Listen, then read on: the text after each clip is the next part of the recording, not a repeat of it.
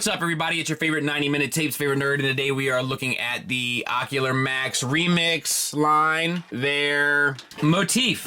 This was a shared exclusive that you could get off PlanetSteelExpress.com, or if you had friends in good places, like my good friends Kale, Calum, and Esteban, who worked hard to get me one of these. They worked so hard, in fact, that they got me two, which I was more than willing to take care of for them, but I think they sorted it out on their own. But if not, Caleb, hit me up and let me know what's up. And Kale, hit me up. I still need to pay you for this. But as you guys know, I've been super excited about this release. I've been super excited about this line from MMC. They've been on my most anticipated releases for years now, so I don't want to waste a whole lot more of your time. I want to get into it, but in order to get into it, we got to get into accessories. One last thing, though, before we get started, to the Patreon folks, I didn't do a first impressions of this because I just felt like with all the content we got over there, it would just slow us down. And I didn't want to be like, yeah, it's a really nice rectangle. One of my favorite rectangles to date. So I figured that we'll do an afterthoughts over there, but not a first impression. So with that being said, let's get started.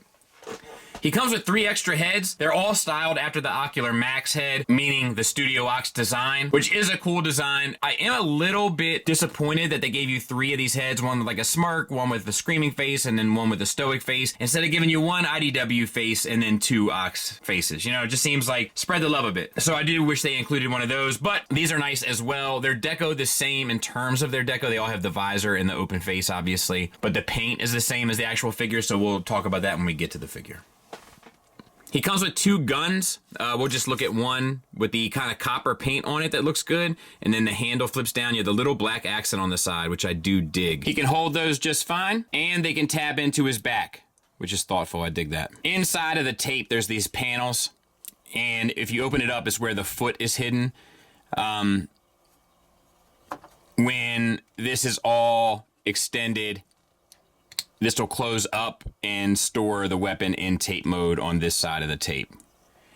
You also get a bag of, this might be what's actually exclusive before the regular retail release hits, but you get a bag of, like, you know, shoulder options and then an additional head sculpt. And once again, deco the same way. We'll talk about it and maybe compare it when we get to the actual robot mode of the figure. Sorry, slight correction. So you put these on first, the square ones, right? And then you can put the more exaggerated angled ones on over top of the square ones. And that will give you, you know, kind of a more dynamic look. You know, IDW-esque, but not full IDW. You guys know I don't really discuss packaging here, but the packaging of this is pretty nice. The box it comes in is like a blaster chest, but it's not blaster, it's the blue one, Sound Blaster. Was that his name? I don't know. But once again, this is the second time they've done this. The insert is like, the Ravage insert was like a tape insert, you know? And it sat in the tape box. This one's too big. And it seems like, I guess it's supposed to go like that, maybe? I don't know. It just seems like, you know, they had a really cool package at first when it came inside of the cassette tape thing. And this is the second time. I mean, it's small potatoes, right? But annoying, you know? So let's talk about the tape. This is the best tape that we've ever seen from this line. It actually looks like a tape. The other side, obviously, is the robot.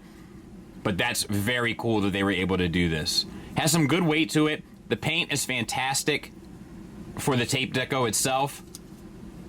Little gold accents that obviously we'll get into.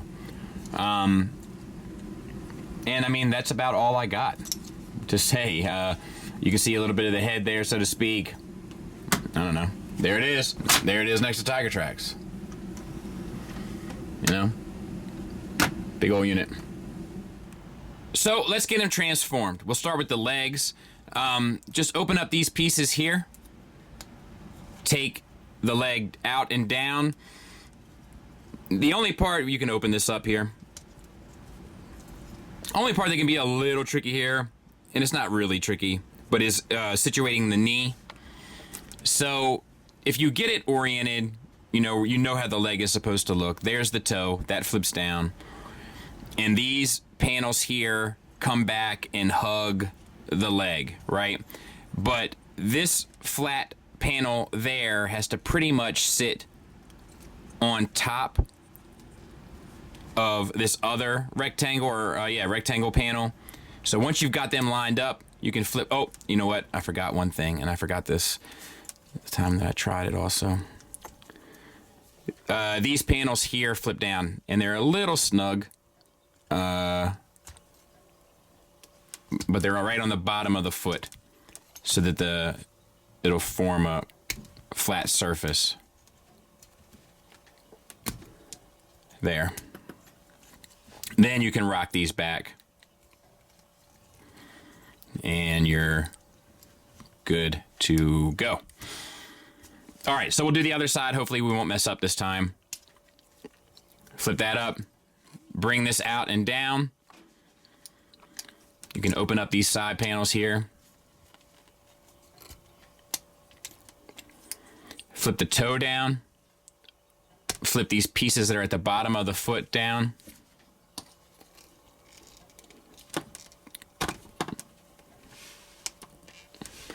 And you just have to orient the knee. So the way that I do it is just get a look at it. These panels are going to shift to the back, so that knee pad needs to sit up on top, and then these pieces can clip around and hold it, and that's the lower body done. And then you just have the upper body.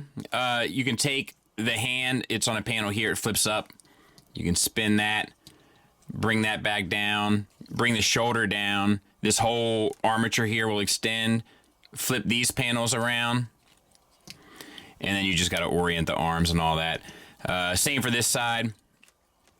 Up, spin, down, bring the shoulder down, flip these panels around, and then the last thing you got to do is just flip down the chest panels and the back panels if the back panels haven't already done so. And look how that hides the upper back tape deco. Incredibly clever stuff. And there's the head and so on and so forth. So I'll get him cleaned up. We'll take a look at it. So let's talk about the figure, and we'll get in tight on the head sculpt for Dennis. So face is painted orange, white is plastic, and then the blue is a metallic for the eyes. This may be animation model correct, but I wish the face section was a little tighter. Like, I wish it was a little bit more closed up. I probably will end up switching it out for this one, just because I think it looks better. That being said, the head is on a ball peg. It's limited up, limited down. You do get the swivel and a little bit of confused rewind head, so to speak. Then we have the chest. Gold paint, gold on the belly button, gold on the pelvis. I gotta sneeze. Good grief, man. I got dramatic sneezes. Anyway, shoulders hinge at the chest. They also hinge at the shoulder, which means, I'll back out just a taste, you can get the arm pretty far up. Swivel around. There is a butterfly joint. It's crazy. Bicep swivel. Basically a double jointed elbow that gets you the full run. A wrist swivel. Fingers are on a base pin knuckle. Same for the other side. I will say these chest plates and the back plates have a tendency to kind of move around on you. Obviously, if you get them posed, it won't be a big deal. But while you're going to manipulate the figure, they have a tendency to kind of get out of place. I wish they locked in a bit better. Arm articulation is the same on the other side over here. These are the shoulder pads that you can remove for either the kind of more square Ultra G1 or the kind of more dramatic ones here, which I probably will use. Then we have a waist swivel, which is nice. We have an ab crunch, which is nice. And back, which is nice. Unbelievable. Back out. Hip skirt up, hip skirt up, hip skirt up, hip skirt up. For universals, tensioned pretty well for the full Van Damme. Forward and back for the full Monty. Thigh swivel. Double jointed knee, that's so elegant and so smooth. Fantastic. Ankle tilt? No, but you do get a toe tilt up. No ankle tilt down, and you get a rocker. It's unfortunate this rocker's a little limited. It's only because of these side panels here. If this could have flipped up or something, because the engineering is in there. It can go further. But yeah, that's it. All right, and then there he is from the back. Pretty clean. And there he is on my my shelf. Obviously, it looks ridiculous next to Rewind. I mean, Eject. But, you know. And then there were two. Come on, MMC, deliver. I'm sure that Eject will be shortly behind Rewind. My guess is we're going to have to wait a bit for that ram horn. I don't know if we'll get the ram horn this year, honestly, but my guess we'll get the Eject this year. Based on nothing, predicated on, you know, my thumbs, but that's my guess. Final thoughts wise, let's start with the negatives. I do have a few, but they're not many. My biggest issue is the chest plates and back plates. I wish they locked in somehow. They just sort of slide down, and as a result, they become a bit fiddly. Wish you got a wider range on those ankles. This is an extremely well articulated figure, but the ankles and the head movement are limited, and they kind of feel super limited because the rest of the figure is so well done in regard to articulation engineering. I could have used a little bit more paint, specifically on the black, more vibrant paint to make it really pop, but I know that's asking for a lot. I also wish they had an IDW head with like the recording lens sculpted in. That would have been nice as well. And honestly, that's all I got. Positives wise, I have a whole lot more to say. I love the tape deco. The tape aesthetics really come through. The engineering is a walk in the park. Cool breeze, you might say, against my face. And a welcomed one. Comes with different display options in terms of accessories. The articulation, with the exception of the ankles and head, is stellar. And I'll say, far beyond what anyone is doing in the Masterpiece space, period. The robot even offers some sculpted detail, subtle but welcomed, and all of the paint is clean and sharp. Add that to materials that feel good, even with some die-cast components blended in, and it is a strong recommend from me. If you're interested, don't let it get past you. Thanks for listening. Thanks for watching. Until next time, take care.